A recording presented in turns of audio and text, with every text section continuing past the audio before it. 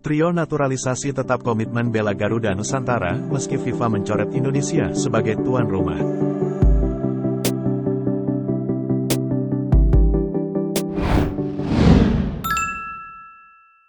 Kabar baik di balik batalnya Indonesia sebagai tuan rumah Piala Dunia U20 2023.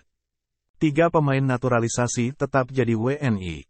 Sebelumnya, setelah Indonesia dicoret FIFA sebagai tuan rumah, Shin Tae-yong berharap 3 pemain naturalisasi Garuda Nusantara tetap berkomitmen menjadi WNI. Selain itu, jika Justin Hubner, Rafael Struijk dan Ivar Jenner memutuskan untuk tidak menjadi WNI, maka perjuangan PSSI akan sia-sia. Pasalnya 3 pemain tersebut hanya menunggu surat keputusan presiden dan diambil sumpah sebagai warga negara Indonesia. Setelah menjadi tanda tanya, Hamdan Hamedan mengabarkan bahwa 3 pemain naturalisasi, Justin Hubner, Rafael Struijk dan Ivar Jenner masih setia dengan Indonesia. Dalam akun Instagramnya, Hamdan menjelaskan proses naturalisasi masih terus berlangsung. 3 pemain muda yang dibidik oleh Shin Tae-yong juga masih menunjukkan kecintaan dengan Indonesia. 3 pemain naturalisasi itu bisa membela timnas U22 Indonesia atau langsung membela timnas Indonesia di Piala Asia 2023. Tapi yang pasti, saat ini para pemain timnas U20 Indonesia sudah dikembalikan ke klubnya masing-masing. Shin Tae-yong telah membubarkan tim. Selanjutnya pelatih asal Korea Selatan itu akan berdiskusi dengan Erick Thohir tentang sepak bola Indonesia.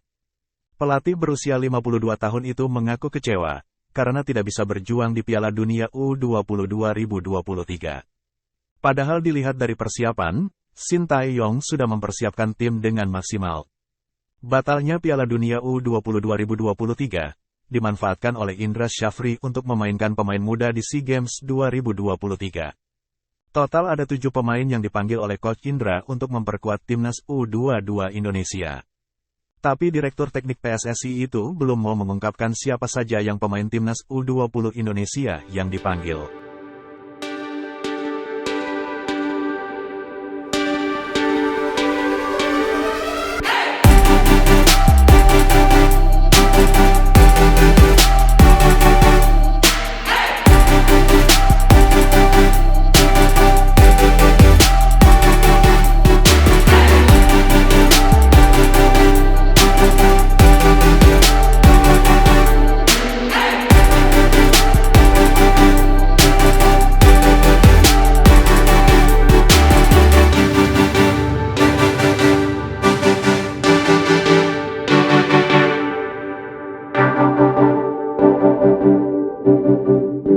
Terima kasih sudah nonton, jangan lupa like, subscribe, dan share ya!